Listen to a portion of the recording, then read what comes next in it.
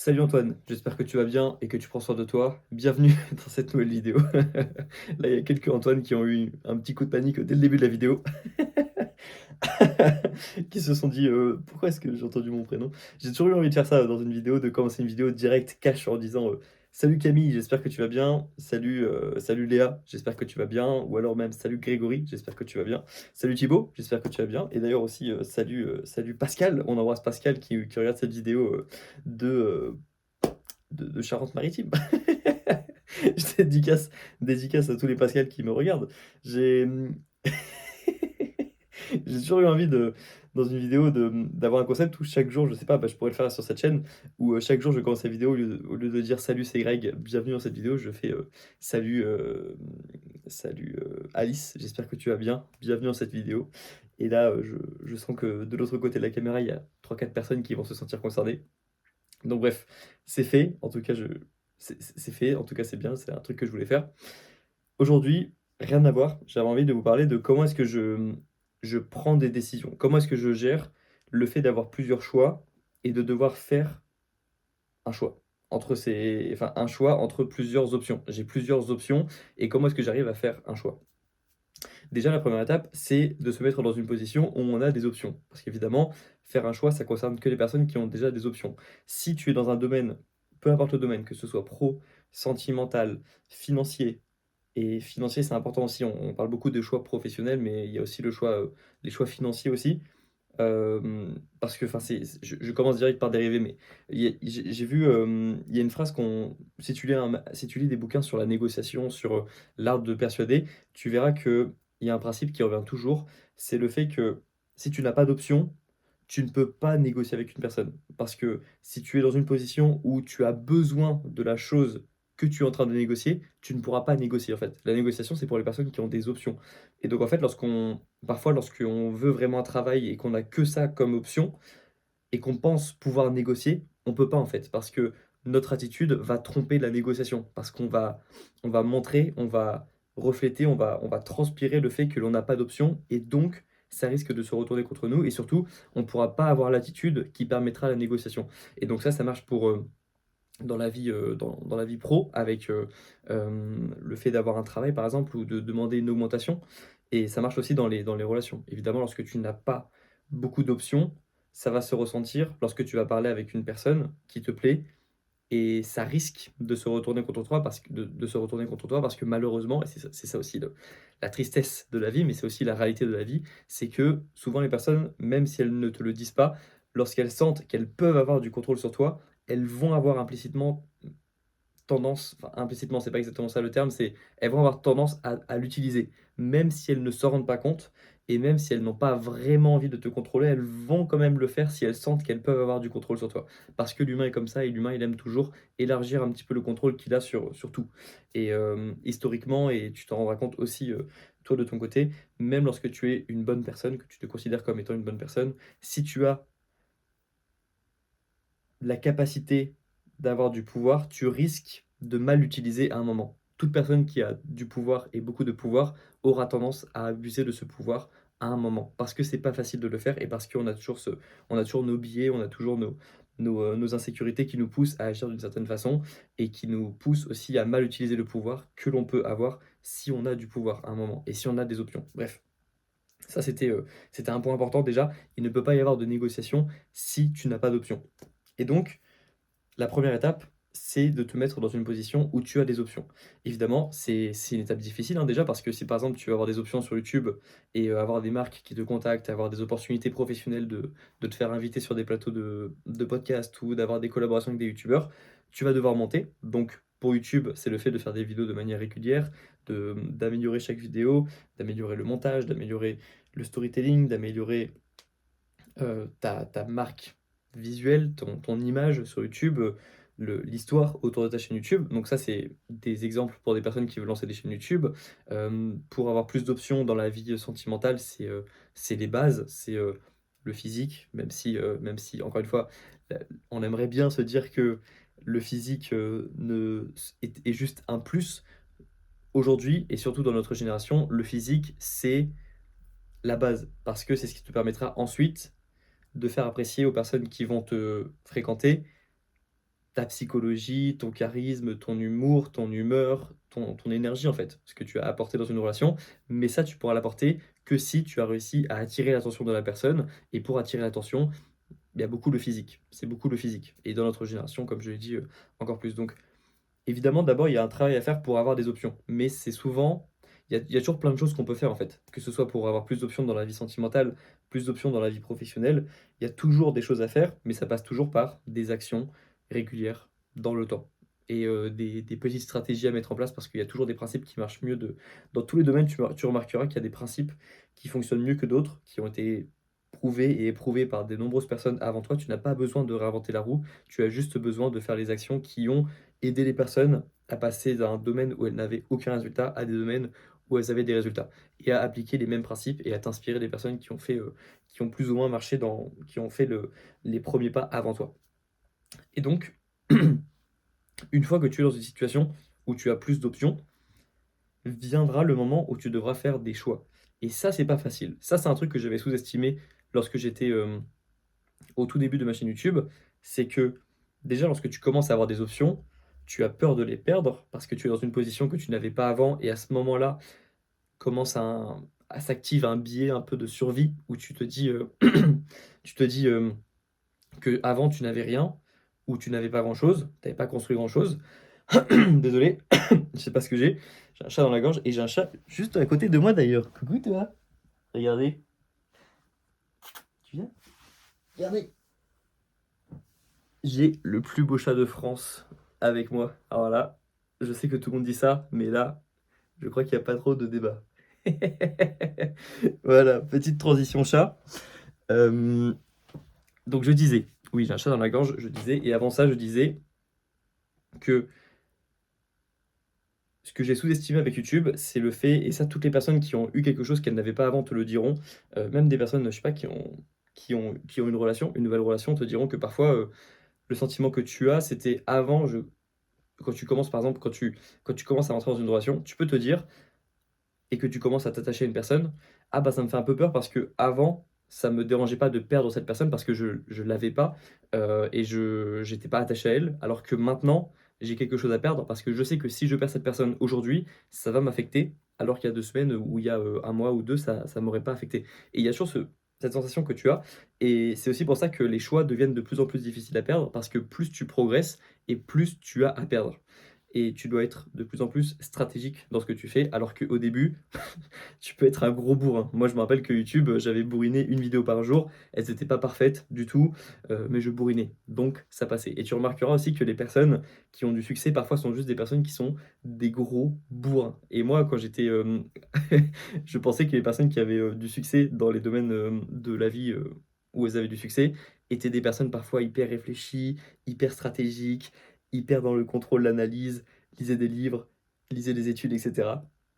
En réalité, souvent, c'est juste des personnes qui ont bourriné à balle au début et qui ensuite sont devenues plus stratégiques. Mais donc, voilà, il y a plein de choses que j'ai apprises aussi, en lançant une chaîne YouTube, qui m'ont un peu changé la vision que j'avais, des choses. Et donc pour revenir au thème principal de la vidéo qui était, le fait de faire des choix et de choisir parmi les options que l'on a, voici un petit peu comment ça se passe dans mon cerveau lorsque je dois le faire. La première chose, c'est que je laisse toujours un petit peu parler comment on dit? Les tripes. Je historiquement dans ma vie, j'ai toujours plus ou moins fait le bon choix lorsque j'ai laissé parler, pas mes émotions, mais mes tripes. C'est pas exactement pareil, c'est un sentiment intérieur de: «Je suis en train de faire la bonne chose» ou «Cette personne est une bonne personne». Je me suis assez rarement trompé sur une personne et encore moins sur une décision lorsque j'ai vraiment senti que cette décision était bonne pour moi. Ça ne veut pas dire que cette décision ne me faisait pas peur par rapport à ce que je disais récemment dans une vidéo où je disais que parfois il fallait faire quelque chose même si ça te faisait peur. Ça ne veut pas dire que une décision, si elle est bonne à prendre, ne te fera jamais peur, au contraire, mais ça veut dire que c'est juste une décision que tu sais qui est fondamentalement bonne parce que si tu devais apprendre dans 2 ans que si tu devais apprendre que tu allais mourir dans 2 ans ou dans 1 an ou dans 6 mois, tu prendrais cette décision. Et moi, par exemple, je savais que et c'est comme ça que je me suis motivé à lancer ma chaîne YouTube, c'est que je m'étais dit: «Imaginons que là, tu sais qu'il te reste plus que 6 mois à vivre, tu sais au fond de toi, Grégoire, que tu lancerais une chaîne YouTube. Parce que c'était ça le projet de ta vie. C'était ça le projet qui en tout cas, c'était ça le un des projets les plus importants que tu pouvais créer. Et c'est comme ça que j'ai su que c'était une bonne décision. Donc moi, j'ai tendance à laisser parler mon instinct parce que je suis assez lié à ça. Ça me parle beaucoup et ça m'a toujours aidé dans ma vie. Mais je sais qu'il y a des personnes qui ont pas ce côté-là, qui ont pas cet instinct ou qui ont tendance à, lorsqu'elles suivent leur instinct, se tromper ou avoir l'impression de faire les mauvais choix. Donc c'est pas forcément adapté à tout le monde, mais moi, ça m'a toujours aidé. Deuxième chose, et c'est quelque chose qu'on m'a dit, quand j'ai fait une story Instagram où je répondais aux questions de ma communauté. On m'a demandé: «Comment est-ce que tu sais si tu fais les bons choix dans ta vie?» Et moi, je pars du principe simple que tous les choix que j'ai faits étaient les bons et que mon chemin de vie était parfait parce que c'est ma vie et parce que ma vie, elle est unique, elle est parfaite comme elle est. Ça ne veut pas dire que je vais chercher à l'améliorer, mais ça veut dire que si je commence à revenir sur chaque élément du chemin et que j'essaie de revenir sur la décision, là, c'est un enfer. C'est comme, et ce serait comme, ce serait comme ouvrir la boîte de Pandore, en fait, de pouvoir revenir sur une décision que l'on a prise dans le passé et on arrêterait de vivre, en fait. Et c'est aussi pour ça que la mort, c'est une bonne invention. C'est parce que ça évite de se poser ce genre de questions, parce que le temps continue de passer, en fait. Peu importe à quel point tu aimerais revenir sur des décisions du passé, stopper le temps, revenir en 2016, en 2018, en 2021, lorsque tu as dit ça, lorsque tu as fait ça, lorsque tu n'as pas fait ça, lorsque tu t'es vu faire quelque chose alors que tu aurais aimé le faire et essayer de revenir sur chaque décision, c'est un enfer et pendant ce temps, le temps continue de passer et c'est pour ça que c'est une bonne invention et lorsque j'ai compris ça, c'est à ce moment-là que je me suis dit: «OK, ma vie, elle est parfaite dans ce sens-là, elle est unique, que personne n'a exactement le même chemin de vie et donc que je dois déjà l'accepter, mais surtout que je peux pas m'en vouloir d'avoir fait des choix avant, sans avoir toutes les informations, en fait. Parce que lorsque j'ai fait ces choix avant, que je regrette, que j'aurais eu le potentiel de regretter, j'avais pas toutes les infos. Je savais pas que si je faisais ça, il allait se passer ça, ou que si je faisais ça, il y avait des chances que ça se passe comme ça après. Maintenant, je le sais et donc si aujourd'hui je répétais les mêmes choix en connaissance de cause, là, ce serait une erreur et encore parfois j'ai besoin de faire 2, 3, 4 fois la même erreur avant de réaliser que c'était une erreur. Parce qu'évidemment, je suis pas parfait et je peux même en ayant plus de contexte et plus d'expérience dans la vie, refaire les mêmes erreurs. Ça m'arrive beaucoup. Faut pas croire.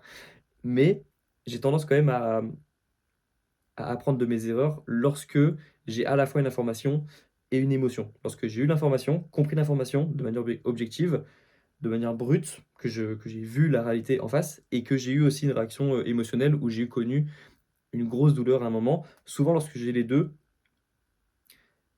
Un élément objectif plus une émotion, ça match, ça fait une information concrète, ça fait une information que je retiens bien et ça fait, un choix que je gère mieux la prochaine fois. Donc ça, c'est les 2 principes les plus importants pour moi, je pense. C'est le temps est limité, ne cherchons pas à revenir sur chaque décision que l'on a prise et mon chemin est parfait comme ça, parce que c'est le mien et je n'ai pas envie de revenir dessus et je ne peux pas revenir dessus et c'est aussi pour ça que je ne veux pas, même pas réfléchir à comment est-ce que j'aurais pu améliorer les choses, enfin comment est-ce que je pourrais changer ce qui s'est passé, les années précédentes. Ensuite, une fois que j'ai fait un peu parler mon instinct et que, j'ai compris que je devais avancer et que j'ai fait des choix parfois avant que j'ai regretté sur le moment, vient la toute simple liste de plus et de moins. Ça, c'est un truc que je fais, encore assez souvent. Je l'avais fait pour, lancer mon podcast, je l'avais fait pour, prendre un appartement, j'hésitais entre 2 appartements. Ça se prête en fonction, ça se prête bien en fonction des occasions et des choix qu'on a à prendre, mais une bonne liste de plus et de moins, ça aide parce que c'est des éléments, objectifs. Tu vas mettre des plus objectifs et des moins objectifs, sauf qu'en fait, tu réaliseras que souvent, la décision était déjà prise avant, de manière émotionnelle et ensuite tu vas justifier tes décisions émotionnelles par des éléments rationnels. Et donc parfois la liste de plus et de moins, tu l'écoutes même pas parce que la décision elle est déjà prise de manière émotionnelle. Ça aussi c'est un truc que tu apprends dans les bouquins, de marketing, de psychologie humaine, et de manipulation. Dans le bouquin, Manipulation, influence et manipulation, tu l'apprends aussi. On agit beaucoup sur le coup des émotions et ensuite on objective ça par des éléments rationnels. Et donc ça déjà c'est ouais, en fait j'essaie de penser en même temps, hein, tu vu que je prends pas de notes, j'ai pas de notes avec moi.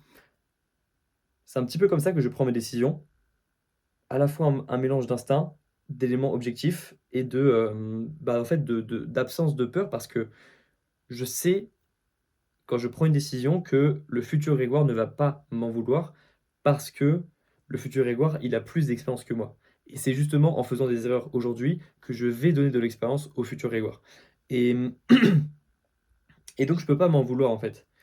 Sauf si je répète des erreurs encore et encore et encore, en ayant le contexte, en ayant les informations. Là, je peux m'en vouloir, mais j'ai tendance à dire que si je répète une erreur, même sous le coup des émotions, c'est que j'ai pas encore totalement compris l'enseignement. Parce que je pense, et c'est un point important aussi, qu'à partir d'un certain niveau de douleur, il y a plus d'erreurs possibles, en fait. Lorsque tu as trop souffert d'une situation, tu n'y retournes plus.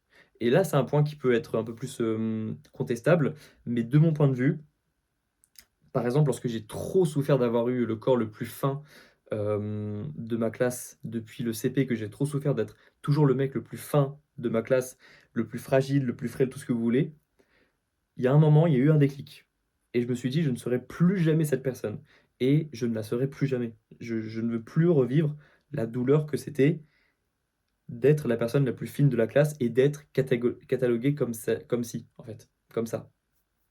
Comme cette personne et là, j'ai compris, en fait. Là, il y avait plus de je savais qu'il y avait plus de retour en arrière possible parce qu'il y a eu trop de douleur et c'était pareil pour, YouTube. J'en avais marre de pas savoir quoi faire de ma vie. J'avais à la fois la douleur d'être toujours la personne, qui sait pas quoi faire de sa vie, qui change d'avis toutes les 2 semaines, qui va pas au bout des choses, qui est feignante et cetera. Plus une énorme envie, plus l'instinct, plus les éléments objectifs, plus l'excitation de lancer un nouveau projet qui me poussait tout ça me poussait à aller vers YouTube. La douleur de ne pas savoir quoi faire de ma vie, plus l'excitation de changer complètement de vie, évidemment, ça a fait un cocktail électrique qui était le lancement de cette chaîne YouTube et maintenant vous savez pourquoi j'y ai déployé autant d'énergie. C'est parce qu'il y avait tous les éléments pour que j'y mette du mien et en plus, il y avait ma réputation en jeu, il y avait, mon avenir en jeu parce que j'ai lancé ça en même temps que mes études et c'était soit, ça passe, soit ça casse. Soit je ratais mes études et ma chaîne YouTube, soit je réussissais mes études et ma chaîne YouTube et donc j'avais mis, tout, j'avais fait tapis, en fait. J'avais posé toutes mes ressources étaient dirigées vraiment vers ça, vers la double réussite de mes études et de ma chaîne YouTube et donc c'est comme ça que je gère mes décisions et que je gère aussi l'après-décision, parce que comme vous l'avez vu, j'ai aussi cette notion de ne pas regretter d'avoir pris une décision lorsque j'avais pas tous les éléments, parce que c'est aussi comme ça qu'on apprend et j'ai compris aussi que on avait souvent quand même le droit à une seconde chance. Ça, c'est cool, parce que dans la nature, c'est pas toujours le cas. Dans la nature, lorsque tu fais une erreur, tu es mort, théoriquement. Nous, on a quand même la chance de pouvoir se rattraper dans notre société moderne et de pas payer chaque erreur par la mort, en fait. Et ça, c'est quand même un point positif. Ça, c'est un truc que j'ai remarqué, c'est quand même cool. Même si évidemment, le fait de ne pas mourir après chaque erreur que tu fais, ça peut évidemment créer plus de regrets. Parce que, en fait, nos ancêtres, nos vieux ancêtres, quand ils mouraient à 20 ans, forcément, ils avaient moins de regrets potentiels, tu vois? Parce qu'ils étaient tous morts d'une maladie qu'il y avait à l'époque et qui, décimait toute la population, bref, relou de vivre avant. Il y a quand même des avantages à vivre, dans les années 2000. Mais il faut aussi savoir gérer tous les regrets qui viennent avec l'âge parce qu'on va en accumuler forcément de plus en plus et il faut apprendre à vivre avec et c'est aussi pour ça, je pense que des philosophies comme le stoïcisme, comme, des livres comme Méditation de Marc Aurèle vont beaucoup aider. J'ai dit méditation? Ouais, c'est ça, c'est méditation. C'est penser pour moi-même et je crois qu'en anglais, je crois qu'il s'appelle méditation en anglais, meditations en anglais. Ouais, c'est ça. Donc, c'est pour ça aussi que la philosophie du stoïcisme me parle beaucoup et parle beaucoup à des personnes de ma génération. C'est parce qu'elle nous aide à mieux vivre nos pensées et aussi nos regrets et on a besoin de ça lorsqu'on vit longtemps et lorsqu'on s'apprête à vivre longtemps parce que sinon ça devient vite un enfer dans notre tête. Et donc voilà, pour la gestion des choix, je pense que je t'ai, donné un peu, mon système de pensée lorsque j'ai à prendre une décision, un mélange d'éléments objectifs, un mélange d'émotions, qui vont justifier une décision, qui n'aura pas trop d'impact sur comment je me vois, sur à quel point, je m'aime, je me fais confiance parce que je m'en veux pas d'avoir pris une décision, lorsque je manquais d'expérience. Voilà, c'était un petit peu ça aussi l'idée et je trouve que c'est bien de pas trop s'en vouloir, lorsqu'on prend des mauvaises décisions, enfin lorsqu'on les considère comme des mauvaises décisions. Parce que, tu verras aussi que tu vas avoir de plus en plus de choix à prendre, et je l'espère pour toi avec de plus en plus de responsabilités, parce que tu auras de plus en plus de succès et donc tes choix auront de plus en plus de poids et donc faut t'y habituer en fait et tu verras qu'avec l'expérience aussi tu auras, plus de facilité à prendre des décisions rapidement, à, à mieux vivre avec ses décisions et enfin, c'est la vie aussi. Enfin, je pense que quand tu es enfant, bah, le but, c'est que tu vives enfin, le but d'une enfance heureuse, selon moi, c'est de vivre sans responsabilité et sans avoir de choix à faire et ensuite, une fois que tu deviens adulte, bah, c'est à toi de prendre des responsabilités, de faire des choix et donc c'est aussi la responsabilité d'un adulte d'avoir des choix, à assumer et d'avoir des responsabilités à prendre. Donc ça fait aussi partie du chemin de la vie adulte et c'est pas quelque chose, d'anormal d'avoir peur de faire des choix, d'avoir, des choix à faire et ensuite d'avoir du terreau fertile à regret.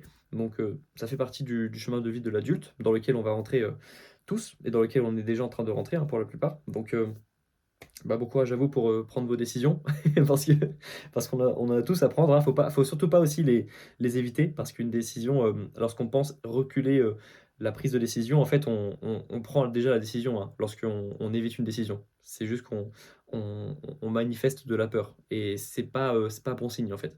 Il vaut mieux dire non rapidement que, de faire attendre une personne ou de faire attendre, une opportunité parce que, ça te prend de l'espace mental et ça fait, surtout si on parle des relations, ça fait pas du bien aux personnes que tu fais attendre.